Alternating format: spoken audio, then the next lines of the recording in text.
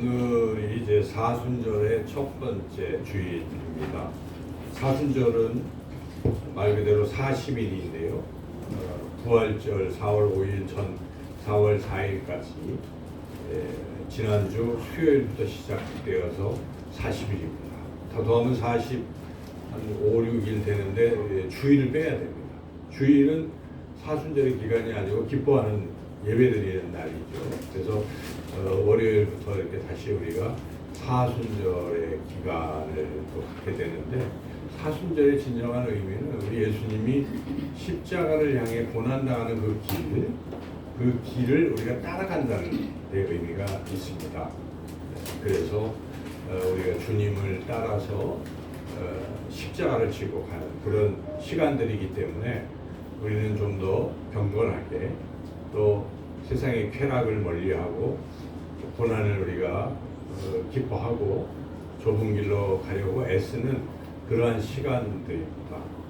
이 사순절이 이제 시작이 되었는데요.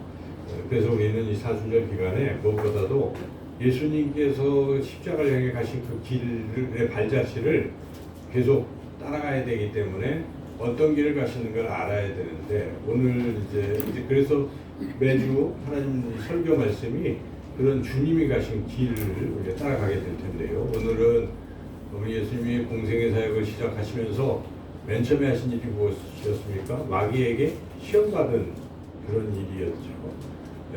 그래서 물론 이제 그 전에 세례도 받고, 그러니까 이 광야에서 우리 예수님이 시험 받으신 그 상황을 우리가 생각해 보면서 우리가 어떻게 주님을 따라갈 것인가를 함께 묵상하는 오늘 그런 시간입니다. 여기 먼저 이제 광야로 예수님이 가셨다 하는 이제 이 말씀을 우리가 접하면서, 우리도 이 광야에 갈 수가 있잖아요. 인생의 광야. 광야가 무엇이겠습니까? 아주 황량하고 뭐 주변에 사람도 없고 또 이 막 척박하고 배고프고 하는 고난이라고 생각할 수가 있어요. 우리 인생도 그럴 때가 있겠죠. 열심히 일해도 돈이 벌리지 않고 사업이 잘 안 되는 그런 경우, 또 나는 건강관리를 잘 했는데 육신이 병들어 있거나, 또 어떤 계획한 것들이 잘 풀리지 않거나, 그래서 답답하고 그런 인생의 광야를 지날 때가 있습니다. 그럴 때 우리가 기억할 것이 있습니다. 예수님도 광야에 가셨다는 것이고, 또 그것이 하나님께서 그렇게 보내셨다는 데 의미가 있어요. 그래서 오늘 본문의 1절을 보면은 하나님 보내신 것입니다. 1절 한번 읽어보겠습니다. 그때에 예수께서 성령에게 이끌려 마귀에게 시험을 받으러 광야로 갔사. 광야로 가신 것은 하나님께서 성령을 통해서 우리 예수님 글로 이끌어 가신 거예요. 그래서 우리 인생의 광야를 만날 때 우리가 생각할 것은 주님도 가신 길이고, 이 길이 결코 고난과 어떤 우리의 그런 그걸로 끝나는 것이 아니라, 이걸 통해서 하나님께서 우리를 연단시켜서 정금같이 되게 하시려는 길이다 하는 것을 우리가 먼저 분명히 확신해야 합니다. 그래서 오히려 광야의 그런 시간을 지날 때 이게 참 은혜롭게 생각하는 것이 우리가 더 풍성해지는 길이라는 것이죠. 괜히 어떤 사람은 광야를 만나면 내가 하나님 잘 믿었는데 왜 나만 이러는 것이 하고 하나님을 원망하는 경우도 생기는데, 그러면 안 되고, 하나님이 날 사랑하시기 때문에 더 나를 연단시키셔서 주님을 닮아가는 그러한 것으로 만드시려고 하는 것이구나, 뭔가 또 쓰시기 위해서. 우리 예수님도 광야를 시험을 지나서 사역을 하신 것처럼 나를 또 쓰시려고 하시는구나 하는 그런 기대감을 가지고 우리 광야의 시간을 지내야 될 줄로 믿습니다. 이 광야에 닥치는 것은 마귀가 시험을 한다는 것입니다.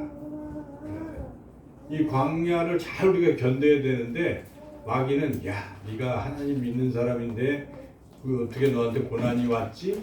너 뭔가 잘못했지? 하면서 이제 정죄를 하거나, 너 하나님 너를 버리신 거야, 이런 식으로 속삭일 수가 있지 않겠어요? 또는 달콤하게 하나님 믿는 거 별거 없어, 차라리 세상을 믿어봐, 그러면 잘 풀릴 거야, 딴 종교를 믿어봐, 이렇게 마귀가 유혹할 수도 있다는 것입니다. 그래서 오늘 이 본문을 통해서 마귀가 예수님을 어떻게 유혹했는지, 여기 시험이라는 것 자체의 뜻은 유혹이라는 뜻이에요. 그래서 어떻게 예수님을 유혹하고 있는지 이런 것들을 우리가 살펴보면서 우리 인생 가운데 만날 수 있는 이런 유혹을 우리가 어떻게 이길 것인가. 예수님 승리하셨습니다. 그래서 마지막 절에 보면은 승리하시니까 어떤 일이 벌어집니까? 11절 같이 읽어보겠습니다. 이에 마귀는 예수를 떠나고 천사들이 나와 수종되니라. 이 모습을 상상해 보십시오. 광야에서 마귀가 막 유혹했는데 이기니까 마귀가 훌쩍 사라져 버린 것입니다. 그리고 하나님의 천사들이 수종드는 우리 인생 가운데도 그런 일들이 있는 것입니다. 문제는 승리해야 돼요. 이 마귀의 유혹을 이겨내야 되는 것입니다. 어떻게 이겨낼 것인가? 마귀는 어떻게 예수님을 공격했는가를 우리가 보면서 그 단계에서 우리 삶에는 어떤 유혹이 올 것이고 어떻게 대처할 것인가를 함께 은혜를 나누고자 합니다. 첫째, 마귀의 유혹은 좀 어려운 편인데 하나님 자녀의 정체성을 흔들어 버리는 것입니다. 또 사명을 흔드는 유혹이라는 것입니다. 단순히 떡이 돌덩이가 떡덩이가 되는 그런 물질적 유혹의 의미뿐만 아니라 이 깊은 의미가 있어요. 우리 정체성을 흔드는 거죠. 오늘 본문에 보면은 돌들이 떡덩이 되게 하는 말 앞에 무엇이 있는지 우리가 한번 보시죠. 우리 3절 같이 읽어보겠습니다. 시험하는 자가 예수께 나와 이르되 네가 만일 하나님의 아들이어든 명하여 이 돌들로 떡덩이가 되게 하라. 하나님의 아들이어든이라는 이 말이 있잖아요. 그러니까 너 하나님의 아들이잖아. 그 하나님의 아들인데 이까지 배고픈 거 못 참어? 이 배고픈 거를 못 해결해? 돌 같은 거 있으면 떡 되라고 하면 되잖아. 해봐. 그러면 너 지금 40일 동안 금식해서 배고픈 거 다 면할 수가 있어. 해결될 수 있어. 하나님의 아들로서의 능력을 사용해라. 이런 유혹이잖아요. 그런데 만약에 이걸 그냥 사용해버리면 무슨 모습이 되겠습니까? 하나님의 아들이 능력받은 걸 기껏 해야 자기 육신에 어떤 필요한 걸 채우는 것으로 그치는, 그러니까 자기의 사명은 이게 아니잖아요. 우리 예수님의 사명은 배고픈 거 해결하는 데 있지 않습니다. 그것도 뭐 부분적으로 맞을 수 있지만 더 귀한 사명, 인류 구원의 사명이 있는데 그거를 잊어버릴 수가 있어요. 배고파서 면하는. 그래서 이것을 우리 삶 가운데에 생각해 보면 어떤 것들일까요? 우리가 이 배고플 때 생존의 어떤 위협을 느낄 때가 있잖아요. 돈이 안 벌리고 사업이 막 안 되고 그 광야에 40일 동안 굶주린 것 같은, 야, 뭘 해도 지금 뭘 해서 먹고 살아야지, 이런 절박한 상황에 처해 있을 수가 있어요. 그럴 때 마귀가 야, 너 하나님의 자녀인데 또 한번 해봐, 할 수 있어, 극복할 수 있어, 이렇게 유혹할 수 있다는 것입니다. 근데 그것보다 더 중요한 게 있는 것입니다. 당장의 이 필요를 채우는 것보다 더 중요한 일이 있어요. 그래서 우리 예수님의 답변을 먼저 우리가 보면은 예수님은 그것에 대해서 뭐라고 답변하십니까? 여기에 4절에 예수님의 답변이 나오는데 4절 읽어보겠습니다. 예수께서 대답하여 이르시되 기록되었으되 사람이 떡으로만 살 것이 아니요 하나님의 입으로부터 나오는 모든 말씀으로 살 것이라 하였느니라. 이 얘기는 떡 문제 해결하는 거 물론 중요하지만 더 중요한 것은 하나님의 말씀으로 사는 것이다. 우리가 이것을 적용해 본다면 우리에게 당면한 이런 문제 해결하는 거 물론 중요하지만 그리 아니하실지라도 설령 당장 그 먹고 사는 게 해결이 안 되고 계속 힘들어지고 할지라도 그 가운데 하나님의 말씀으로 이겨내는 거예요. 하나님의 말씀으로 견뎌낼 수 있는 그것이 더 중요하다는 것을 분명히 우리에게 알려주고 있는 것입니다. 신앙이 잘못 변질되면 이게 바뀌는 수가 있어요. 해결하는 데만 초점을 두는 것입니다.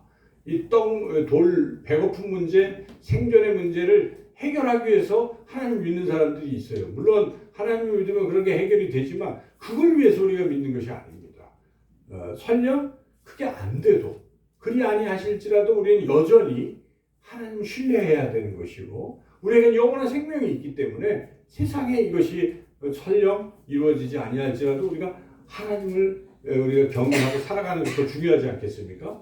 그래서 예수님이 그렇게 말씀하시죠. 배고픈 거 물론 나도 배고프다. 40 인간이니까 배고프지만 줄이고 그렇지만 그거 해결하는 것보다 더 중요한 게 있다는 것입니다. 하나님의 말씀이 더 중요하다. 이렇게 우리 예수님이 답변하셨습니다. 그래서 우리가 이 신앙생활을 하면서 이 돌을 떡으로 변화시키려는 그러한 생각들을 가질 수가 있어요. 그런데 그게 궁극적인 게 아니라는 것을 생각해. 예를 들어서 돌을 떡으로 변화시키려면 두 가지 방법이 있어요. 내 능력으로 돌을 떡으로 바꾸는 방법이 하나 있겠죠. 하나는 나는 못하니까 하나님 이 돌을 떡으로 바꿔주세요 할 수 있잖아요. 우리가 좀 극한 상황에 처해 있을 때. 근데 그것 자체가 자칫 변질될 수가 있다는 것입니다. 그것보다 더 중요한 건 하나님의 말씀이라고 했기 때문에 먼저 내 능력으로 이 돌을 떡으로 바꾸는 경우를 생각해 본다면 우리에게는 하나님이 은사를 주셨어요. 재능을 주셨어요. 근데 이 재능을 예를 들어서 먹고 살기 힘들다고 오직 그거 해결하는 데만 바치고 있다면 웃기는 거라는 것이죠. 말이 안 된다는 것입니다. 근데 그렇게 살아가요. 네. 그런 사람들이 있지 않습니까?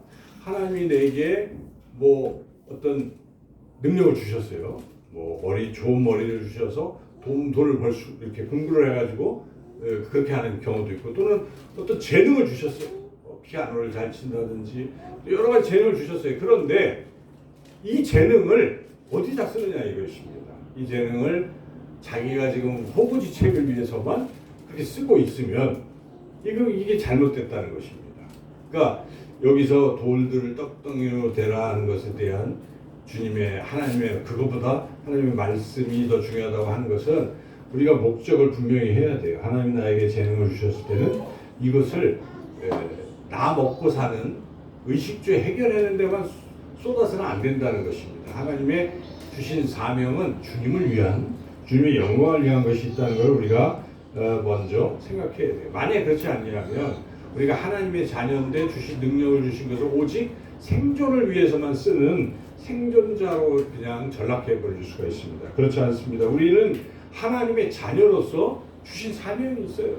복음을 전하고 주님을 섬기고 주님의 몸된 교회를 섬기는 이 사명이 있습니다. 여러분들이 이렇게 주일에 어떤 사람은 주일에 주일만 사업이 잘 된다. 그래서 주일도 철폐하고 그냥 오직 돈 버는 데에 주력하는 그리스도인이 있을 수도 있습니다. 그러면 안 된다는 것입니다. 더 중요한 게 무엇입니까? 주님을 섬기는 일 아니겠어요? 그래서 남들은 다 그런데 자기의 재능을 쏟고 할지 모르지만은 우리 그리스도인들은 그래서는 안 되는 것입니다. 오늘 주신 말씀 기억하고 사람이 떡으로만 사는 게 아니다. 하나님의 말씀으로 산다 이 말씀에 우리가 먹고 사는 것만 내가 해결하는 게 다가 아니다 하는 것을 우리가 같이 느끼고 하나님의 말씀을 더 소중히 여기는 삶이 되시기를 축원합니다. 두 번째 이것도 우리가 빠지기 쉬워요. 야, 너무 어려우니까 돌이 떡이 되게 해달라고 하나님께 기도할 수 있잖아. 그게 잘못됐다는 건 아닙니다. 우리가 주기도문 기도 드렸지만은 주기도에 일용할 양식을 주시오. 분명히 구해야 되는 것이에요. 그런데 지나치게 그것만이 목적이 되면 안 된다 하는 것입니다. 하나님의 뜻이 있을 수가 있어요. 우리가 물질의 결핍함이 지속될 수 있잖아요. 또 어떤 질병이 지속이 될 수가 있어요. 어떤 문제가 해결이 안 될 수가 있어요. 그럴 때 주여 해결해 주시옵소서 물론 기도하는 게 틀리다는 얘기는 아니지만 하나님의 뜻이 있는 것입니다. 왜 40일간 하나님께서 예수님을 굶주리게 하셨느냐를 생각해야 되는 거예요. 하나님의 계획이 있으신 것입니다. 우리가 왜 고난을 계속 견뎌야 되는가? 그 기간이 필요한 것입니다. 우리에게 어떤 것을 주시기 위해서 그 고난이 필요하다는 걸 생각해야 돼요. 그럴 때 그냥 무작정 내 욕심대로 주여 빨리 해결해 주시옵소서 한다기보다는 기다릴 수 있어야 되는 것입니다. 이 고난을 잘 견디고 하나님 제가 잘 견딜 수 있도록 힘주세요. 그렇게 기도하는 게 옳겠죠. 그런데 무조건 해결해달라고 한다는 것은 돌이 떡되게 해달라는 기도하고 똑같다는 것입니다. 그래서 이런 것들을 경계해야 돼요. 그리고 또 하나는 여기 중요한 의미가 있는 것이 하나님은 우리가 섬겨야 될 분이지 하나님이 우리의 요술램프가 돼서는 안 된다는 것입니다. 뭐 어렵고 힘들면 하나님 들어주세요. 물론 들어주시지만은 그걸로만 하나님을 이용하는 하나님을 도구하는 그런 함정에 빠질 수가 있다는 것입니다. 설령 내가 배고플지라도 하나님은 내가 섬겨야 될 대상이 되어야 되는 것이지 그게 목적이 아니라 내 문제 해결을 하기 위해서 하나님 내가 이용하는 것이죠. 하나님 해주세요. 이거 해주세요. 안 해주면 나 안 믿어요. 이런 식의 신앙이 나타날 수가 있다는 것입니다. 그래서 하나님이 나의 문제 해결하는 해결사로만 자꾸 생각하면 안 되는 것입니다. 그것 너머에 하나님은 하나님이시고 하나님은 내가 섬겨야 될, 경배해야 될 그러한 분이시다 하는 것을 우리가 분명히 깨달아야 될 줄로 믿습니다. 그래서 우리 신앙이 돌을 떡으로 바꾸는 기적을 추구하는 그런 신앙이라기보다는 비록 그냥 돌 그대로 있을지라도 이 광야에서 말씀으로 또 살 수 있다는 것을 증명하는 그런 신앙이 되어야 된다 하는 것 우리가 함께 오늘 깨닫기를 주님의 이름으로 축원합니다. 이제 두 번째 이 마귀가 예수님을 유혹했다는 것은 이제 이건 자기를 증명하는 그런 허영심과 하나님 아까 말씀드렸죠 하나님을 이용하려는 시험의 유혹이다 하는 것입니다. 그래서 6절을 한번 같이 읽어보겠습니다. 6절 말씀 읽겠습니다. 이르되 네가 만일 하나님의 아들이어든 뛰어내리라 기록되었으되 그가 너를 위하여 그의 사자들을 명하시니 그들이 손으로 너를 받들어 발이 돌에 부딪히지 않게 하리로다 하였느니라. 좀 전에 첫 번째 유혹은 광야에서 그냥 먹는 거 가지고 가장 필요한 생존의 문제를 가지고 유혹을 해봤는데 예수님이 딱 이기셨잖아요. 그 생존의 문제를 넘어서 하나님 말씀으로 살면 돼 하고 대답을 하니까 마귀가 이런 육체적인 어떤 거 갖고는 안 되네 하고 그럼 좋다. 수준을 높여서 영적인 걸로 한번 해보자 해가지고 수준을 높였어요. 그래서 이제 광야에서 장소가 어디로 옮겼습니까? 성전으로. 그래서 5절에 보면은 성전 꼭대기 예수님 세우고 뛰어내려봐. 뛰어내리면 두 가지가 있을까? 하나는 뛰어내려서 네가 얼마나 대단한지 보여봐라. 세상에 한 번의 메시아로 등극할 거니까 보여봐라. 이것은 자기를 한번 증명해봐라. 자기가 대단한 것을 증명하려는 그러한 유혹이죠. 하나는. 그리고 두 번째 또 하나의 이 다른 측면에서의 유혹은 하나님을 시험해봐라 하는 것이죠. 근데 이 시험은 하나님을 이용하라는 그런 것입니다. 왜냐하면 이거에 대한 예수님의 답변이 무엇입니까? 7절이 그 답변이기 때문에 그렇습니다. 7절을 읽어보겠습니다. 예수께서 이르시되 또 기록되었을 때 주 너의 하나님을 시험하지 말라 하였느니라 하시니. 그러니까 이 마귀의 그 핵심, 유혹의 핵심 내용은 하나님을 테스트해보라는 것입니다. 하나님을 테스트해라 하는 그런 유혹인데 이게 왜 잘못인가? 뭐 기도원도 하나님 만약에 하나님의 뜻이면 뭐 서리가 내렸다 안 내렸다 뭐 이렇게 하나님 시험하는 듯하기도 하잖아요. 그렇지만은 그게 옳은 것은 아니라는 것이죠. 여기서 하나님을 시험하지 말라 하는 그 주님의 말씀에서 과연 이 시험한다는 게 우리 삶에서 어떤 것을 말하고 있을까요? 첫째는 하나님과 거래하려고 하는 이 시험한다는 게 그 광야에서 목마를 때 이스라엘 백성들이 하나님을 시험했다고 그러잖아요. 마사에서. 그거는 하나님 정말 살아계시다면 우리에게 물을 주세요 하고 하나님께 일종의 거래를 하는 거예요. 하나님 진짜 하나님이면 주세요. 이런 식의 그러한 하나님을 시험하는 것이, 만약에 하나님이 못하면 하나님 안 믿어요. 이런 거하고 똑같은 것입니다. 그래서 우리가 때로는 기도할 때 어떤 사람이 이렇게 기도하는 사람이, 하나님 지금 사업이 너무 안 되는데 만약 이 사업이 대박이 나게 해주시기만 하면 제가 교회 나가겠습니다. 만약에 안 해주면 안 나가요. 부흥 강사들이 그런 걸 막 설교를 해요. 그렇게까지 해야 된다고 매달. 근데 그게 아니라는, 그것은 지금 마귀의 하나님이 시험하는 유혹에 걸려든 것입니다. 그렇게 하면 안 된다는 것입니다. 그래서 간혹 그걸 신앙이라고 하는 거예요. 그런데 가만히 생각하면 그거는요, 하나님을 내가 이용하려고 하는 것이고 내 목적을 달성하기 위해서 하나님을 지금 시험하는 거예요. 테스트하는 거예요.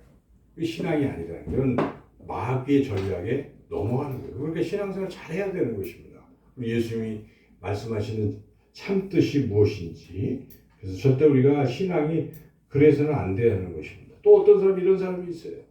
자기의 그 무모함을 믿음으로 포장하는 사람도 있어요. 예를 들어서 학생들이 공부를 하나도 안 하고 하나님 정말 지혜를 주시는 분이시니까 제가 이번에 만점 받게 해주실 줄 믿습니다 하는 사람 있잖아요. 기도를 그렇게 하는 거예요. 네. 자기는 하나도 안 하고 근데 그걸 믿음이라고 해요. 그거는 하나님을 시험하는 것입니다. 네. 주님이 지켜주신, 또 이런 사람도 있어요. 저도 이 말씀이 덜컥 하는데 자기 몸 관리는 안 해요. 건강 관리도 안 하고 그러면서 하나님 건강 주실 줄 믿습니다 하는 것, 이것도 잘못된 것이에요. 그렇죠? 또 하나님 시험하는 것입니다. 우리가 열심히 관리를 해야 돼요. 육신도, 그죠? 운동도 하고 식이요법도 잘하고 해서 건강을 잘 유지하는 것이 옳지, 아무것도 안 하고 공부도 하나도 안 하고 만점 받게 해달라거나 또는 자기 몸 관리도 안 하고 하나님 건강 주세요 라고 하는 것, 이것은 그건 믿음이 아닙니다. 믿음이 아니고 아주 방종이에요. 영적인 방종이에요. 자기는 아무것도 안 하고 하나님이 다 알아서 해주세요. 이런 식의, 이것도 하나님을 시험하는 것입니다. 마지막으로 세 번째, 어떤 사람은 끊임없이 기적을 요구해요. 그 예수님이 하도 안타까워서 그 바리새인들이 기적을 보이라고, 내가 요나의 표적밖에 보여줄 거 없다라고 잘라버리시잖아요. 끊임없이 그런 신앙인이 있어요. 하나님 정말 살아계시면 하나님 이거 이렇게 됐을 때 난 믿겠습니다. 기적이 나타나야 나는 믿겠습니다. 기적 신앙이 있어요. 그래서 막 이런 사람들은 부흥에만 쫓아다니는 거예요. 가서 막 치유에 이게 신앙이 참 웃기는 거예요. 안 하면 하나님 안 믿겠다는, 하나님 시험하고 있는 것입니다. 그런데 여러분 잘 생각해 보십시오. 그리 아니하실지라도, 그 말씀이 얼마나 은혜가 됩니까? 다니엘의 세 친구는 풀무불에서 하나님은 전능하시기 때문에 해결해 주실 건 난 믿지만은, 그러나 그리 아니하실지라도 나는 하나님을 배반하지 않겠습니다. 하나님을 경배하겠습니다. 이게 하나님의 목적인 신앙이죠. 만약에 해결에 안 하면 안 믿겠다, 해결이 모든 것에 초점이 된다면 이것은 하나님을 믿는 것이 아닙니다. 하나님이 주시는 복을 믿는 것입니다. 이거는 다른 종교도 다 마찬가지. 하등 종교에 불과한 것입니다. 내가 나만 대박 맞고 잘 되면 하나님 아니라 내가 불교도 믿을 것이고, 이런 신앙은 아주 잘못됐다는 것입니다. 이것이 마귀가 유혹하는 이 하나님을 시험하는 것에 빠지는 것이다 하는 것입니다. 그래서 우리는 어떤 그런 상황 속에서도 하나님을 목적으로 두고 섬겨야 되는 것입니다. 여러분, 하나님을 마치 리모컨처럼 생각하는 이런 신앙을 버려야 됩니다.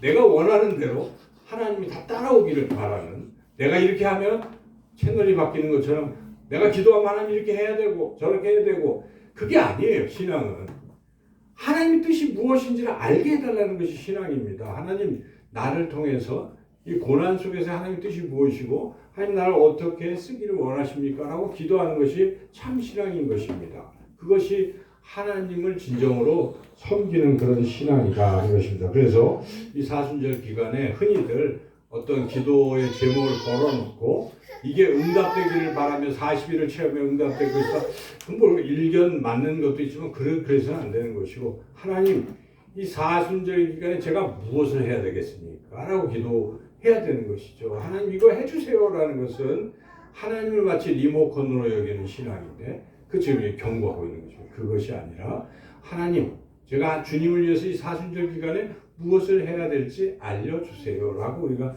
기도하는 것이 참 신앙이다 하는 것을 우리가 분명히 깨닫습니다. 마귀의 유혹을 통해서 우리가 이걸 깨닫게 되는 것이죠. 마지막 세 번째 마귀의 유혹은 성공을 위해서 타협하라. 그리고 세상의 성공을 위해서 거짓 경배하라 하는 그런 유혹이죠. 그래서 오늘 본문 8절 9절의 마귀의 유혹의 내용을 같이 한번 읽어보겠습니다. 마귀가 또 그를 데리고 지극히 높은 산으로 가서 천하만국과 그 영광을 보여 이르되 만일 내게 엎드려 경배하면 이 모든 것을 내게 주리라. 지금 마귀는 이번에는 성전에서 어디로 데리고 갑니까? 산으로 데려가는 거예요. 산은 성전보다 더 넓잖아요. 온 세계를 다 보는 거예요. 야, 이거 다 너한테 준다. 근데 나한테 절해라. 지금 이 얘기인데 이 얘기에 대해서 우리 예수님이 뭐라고 답변하셨습니까? 10절 읽어보겠습니다. 이에 예수께서 말씀하시되 사탄아 물러가라. 기록되었을 때 주 너의 하나님께 경배하고 다만 그를 섬기라 하였느니라. 두 가지인데 하나는 그냥 한꺼번에 만물의 주인이 된다는 거잖아요. 예수님이 천하만국이 다. 원래 예수님은 만왕의 왕이시기 때문에 만주의 주이시기 때문에 이 세상의 주인이세요. 근데 그것이 물론 오실 때부터 그런 분이시지만 실제 이루어진 것은 온 세상을 구원한 십자가 사건과 다시 죽음을 이기고 부활하신 사건에서 만왕의 왕으로 인정된 것입니다. 오늘 로마서 1장에서도 그렇게 하나님의 아들로 인정되었다고 나오죠. 4절에. 그렇게 된 거예요.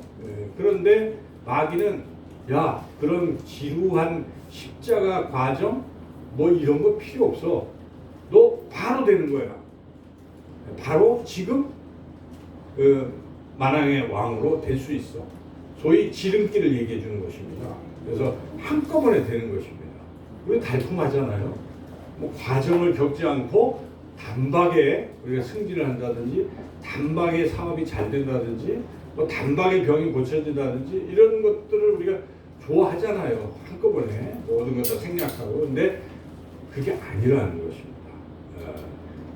그 과정이 매우 중요하다는 것입니다. 우리 예수님은 이 공생의 사역 3년 반 그 과정을 중요하게 여기셨어요. 그래서 막 이런 어떤 사건에서 기적이 막 나타나고 할 때 사람들이 우르르 몰려들고 할 때 자꾸 피하시잖아요. 얘기하지 마라.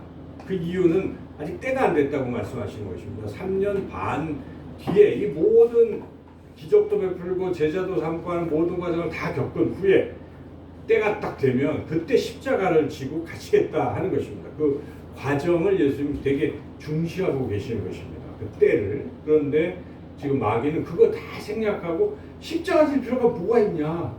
그냥 바로 절하면 끝나는 것이다. 지금 그 말씀을 그 얘기를 유혹을 하고 있는 것입니다. 우리 신앙도 자칫 이런 유혹에 넘어갈 수가 있어요. 원래 이 주님 우리가 부활 또 구원 영광의 길을 가기 위해서는 우리 신앙 한 단계 한 단계에서 겪어야 될 일들이 있는 것입니다. 십자가가 있는 것입니다. 자기 십자가를 지고 가는 이 신앙의 길이 있어야 되는 것입니다. 그래서 그런 말이 있잖아요. 이 십자가 없이는 영광도 없다. No cross, no crown. 십자가를 지지 않고는 영광도 없다. 그런 말씀처럼 십자가를 반드시 지어야 되는 것인데 마귀는 야, 너 십자가 질 필요 없어. 예수 그냥 나한테 절 한번 하고 끝내. 지금 이런 유혹에 우리가 넘어가서는 안 된다 하는 것입니다. 그래서 우리 신앙에서도 자칫 그렇게 한꺼번에 우리 신앙이 그렇게 되는 어떤 환상 속에서 우리 신앙이 변질돼서는 안 된다는 것입니다. 여러분 이 지금 신앙생활이 좀 지루하게 느껴질지 모르지만 한 스텝 한 스텝 계속 가는 거예요. 그죠? 여러분들이 날마다 말씀을 묵상하는 이 과정이 꼭 필요한 것입니다. 한꺼번에 어떻게 신앙이 올라갑니까? 그럴 수 없어요. 우리의 성화의 과정은 하나하나 가는 거예요.